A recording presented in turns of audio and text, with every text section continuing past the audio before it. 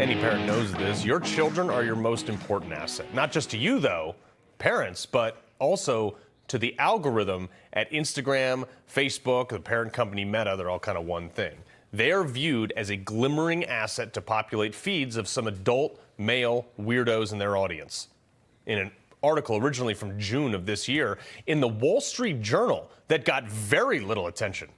That was probably intentional, by the way. The opening paragraph of this article says, quote, Instagram helps connect and promote a vast network of accounts openly devoted to the commission and purchase of underage sex content, according to investigations by the Wall Street Journal and researchers at Stanford University and the University of Massachusetts Amherst. Holy hell.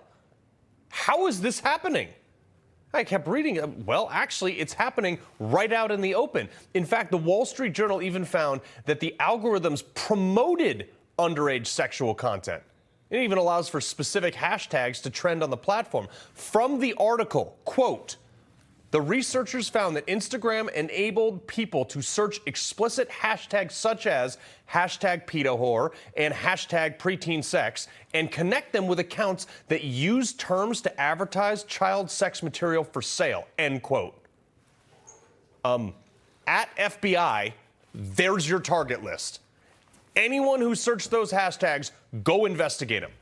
You investigated parents as domestic terrorists for trying to protect their kids from sexually explicit content, but you aren't doing anything about an entire platform that's exploiting it. We need to wipe the 7th floor right off the map. The fact that this algorithm populates teen or even preteen content with accounts that were registered as adult users, this is what the Wall Street Journal did, is insane.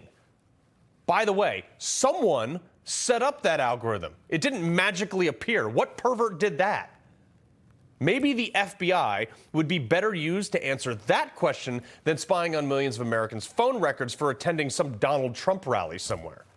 Now, thankfully, Senator Josh Hawley, he has been all over this.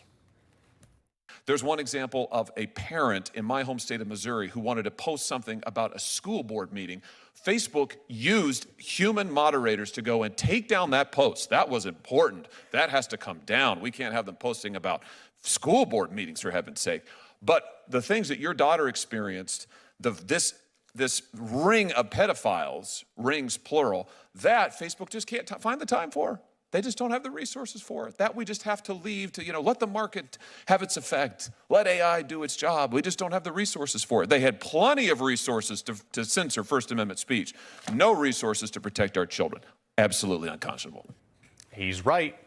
You guys censored over at Meta or Instagram or Facebook, whatever you call yourselves now. You censored political speech. You censored school board meetings and certain medical discussions on COVID. That is still happening today, by the way. I mean, if you don't believe me, go post something critical of the vaccine right now on Instagram and watch that little red disclaimer pop right up at the bottom. It's like a magic trick.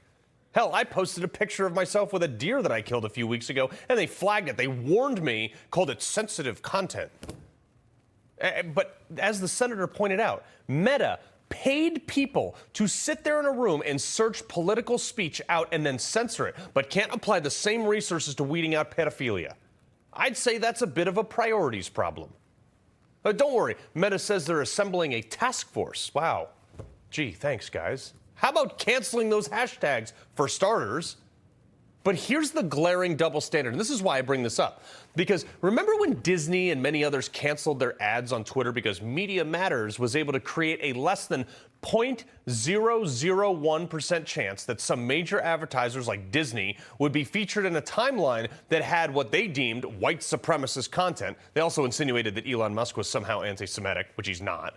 So according to these advertisers, if you have a 0.001% chance of having your ad next to someone who said something deemed as racist on Twitter, that's enough to rip hundreds of millions of dollars worth of your ads off the platform. But having your ads up next to trending pedophilia hashtags and content, totally fine for places like Disney, Apple, and a dozen other companies. You see the problem here?